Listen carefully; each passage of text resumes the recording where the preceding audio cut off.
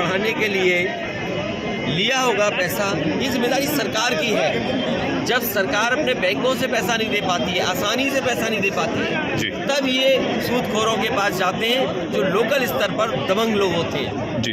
और बीजेपी की सरकार में माफियाओं का, सूदखोरों का बोलबाला है। तो क्या यूपी में सूदखोरों का आतंक है सर? देखिए, अगर ये घटना बलिया में हुई है जी और जगह भी जब इस बात को लाया गया था सामने जी कि जब किसानों का कर्ज माफ हो रहा है जी, तो सूदखोरों का कर्ज माफ कौन करेगा, ये सवाल उस समय भी उठा था। सरकार को ध्यान देना चाहिए था, सरकार की जिम्मेदारी बनती है और सरकार इस तरह के कारोबार को बढ़ावा नहीं दे सकती जहां पर इस तरह का अन्याय हो। बुलडोजर पे भी कार्रवाई होनी चाहिए। बुलडोजर तो सरकार हर एक पे चला रही है, जिनका दोष नहीं उन पे भी बुलडोजर चल रहा है।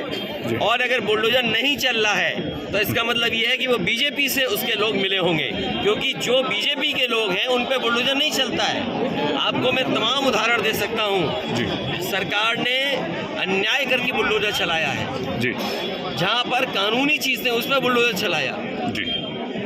और यहाँ पर बुलडोजर क्यों नहीं चल रहा? क्योंकि इसलिए नहीं चल रहा है, बीजेपी के लोग होंगे, बीजेपी की सरकार है तो बीजेपी का ही बुलडोजर है। वो सरकार का न्याय दिलाने का बुलडोजर नहीं है, वो बीजेपी का बुलडोजर है। अगर बीजेपी का बुलडोजर है तो बीजेपी अपने लोगों पर कैसे बुलडोजर चलाएगी? अखिलेश जी, डिप्टी सीएम साहब कह रहे हैं कि आप पूर्वांचल को संदेश देने जा रहे हैं कि गुंडे और माफिया जो पूर्वांचल के हैं वो एक हो जाए। मुझे ये बताओ कौन से डिप्टी सीएम ने बोला? फिर केशव प्रसाद मौर्य ने। देखिए, केशव प्रसाद मौर्य जी के बारे में आप लोग समझदार हो, बलिया के पत्रकार साथियों, आप तो खुद लड़ाई लड़े थे अपनी खुद की। इसमें हो सकता है कुछ लोग हों जो जेल होके आए थे, जब पानी बलिया में भर गया, आजमगढ़ में जेल में थे। मैं खुद आना चाहता था मिलने, लेकिन आप लोग रिहा पहले हो गए तो नहीं मिल पाया मैं। खैर, जो डिप्टी सीएम को इसलिए आगे करते हैं हमारे योगी मुख्यमंत्री जी, क्योंकि वो जवाब नहीं देना चाहते। जो उन्होंने पहनावा दिया, पहनावा है जो उनके ऊपर, क्या एक योगी की सरकार में सूदखोर किसी की जान ले लेगा? आप खुद कल्पना करिए। ये जो योगी सरकार है, खुद वो मठ के पीठाधीश, मठ के सबसे बड़े पद पे बैठे हुए हैं, उनकी सरकार में सूदखोर जान ले रहा है। तो ये कहाँ का न्याय है? और जो डिप्टी सीएम को इसलिए आगे किया जाता है, लड़ाई बड़ी है, 5000 साल पुरानी है।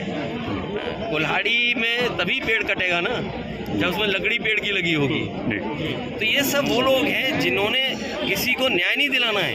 डिप्टी सीएम यहाँ क्यों नहीं आए? मुझे याद है बलवंत सिंह कस्टोडियल डेथ हुई उसकी,